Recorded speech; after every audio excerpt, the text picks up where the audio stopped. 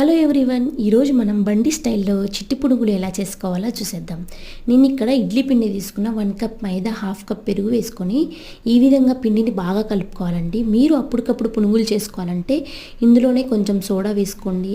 లేదంటే next day morning చేసుకోవాలంటే over night ఫ్రిడ్జ్లో నానబెట్టిన తర్వాత నెక్స్ట్ డే మార్నింగ్కి పిండి అనేది ఇలా కొంచెం లూజ్ అవుతుంది. అందులోనే కొంచెం సాల్ట్ వేసుకొని మళ్ళీ పిండిని బాగా కలుపుకోవాలండి. మనం పిండిని ఎంత బాగా కలిపితే పునుగులు అనేవి అంత మెత్తగా క్రిస్పీగా వస్తాయి. ఈ కాంబినేషన్కి నేను బండి స్టైల్లో టమాటా చట్నీ ఎలా చేసుకోవాలో చూసేద్దాం. నేను ఇక్కడ కొంచెం ఆయిల్ వేసుకొని టమాటా, పచ్చిమిర్చి, కొంచెం ఉప్పు, ఎల్లిపాయలు వేసుకొని అవి బాగా మగ్గిన తర్వాత ఈ విధంగా మిక్సీ చేసుకోవాలి. తర్వాత మనం చేసుకున్న వేడివేడి పునుగుల్ని ఈ చట్నీ కాంబినేషన్తో తినండి, చాలా బాగుంది. మీకు ఇలాంటి వీడియోస్ ఇంకా కావాలంటే please subscribe to my YouTube channel. Thank you.